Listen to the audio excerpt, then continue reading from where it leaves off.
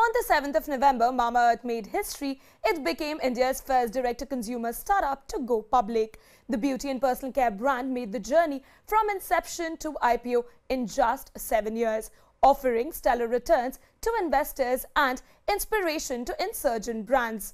Mamaearth's IPO is being considered a major chapter in India's D2C odyssey.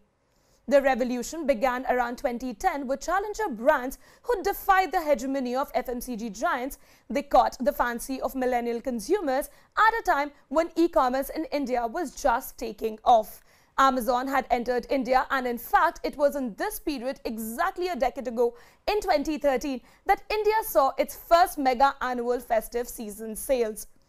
And then came the disruptors who rode the Geo wave and tapped India's new-to-internet consumers. To put this in perspective, the number of online shoppers surged from about 15 million in 2015 to 90 million in 2019.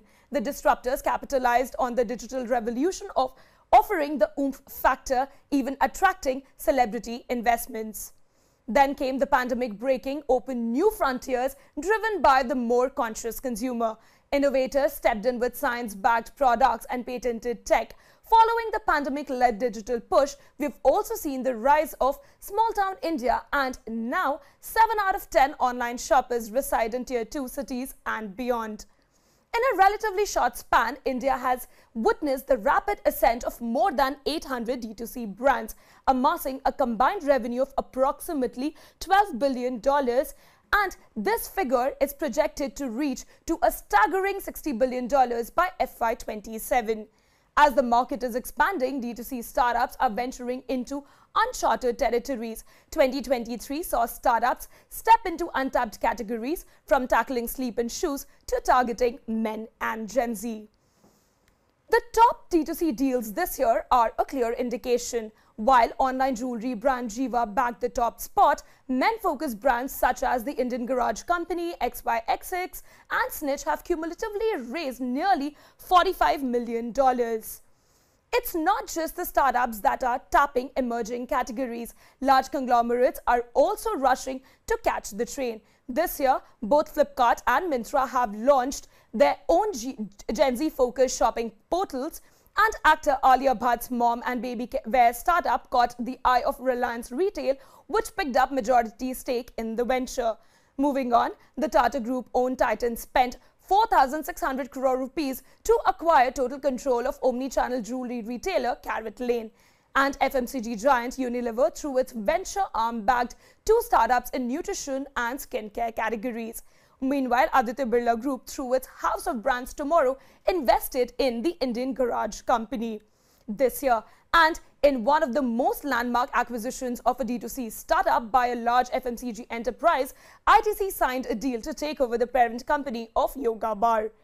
While these acquisitions validate the efforts of startups and provide much required exits to investors, it also brings in focus a key challenge for some of the mature D2C startups, and that is revenue growth. In the post-pandemic era, with many competing brands fighting for the same consumer, online omni-channel play has become a business necessity. However, scaling up requires capital, and that has been in short supply this year. In 2023, investments in D2C startups slumped by nearly 40% to about $860 million. Fewer deals were closed, just half of what we saw last year. When we take a look at the stage-wise split, it's clear that the mature growth to late-stage startups have felt the chills, with investors asking for clawback in cash burn and proof of profitability. It's the early stage and emerging brands that have kept the checks coming for D2C in 2023. As we turn the page to 2024, India's D2C ecosystem is moving towards the new year with some favorable tailwinds, one of them being ONDC emerging as a key lever of growth and discoverability. Both the Goodlam Group, Wowskin Science and Mensa, among others, have joined the Open Network for Digital Commerce, and brands from India going global is set to be the next big thing. Indian D2C brands are eyeing Middle East and Southeast Asia for global foray, and then there of course is the Bharat market, which could not only drive consumption but also entrepreneurship, birthing brands to fuel the next leg of India's D2C revolution.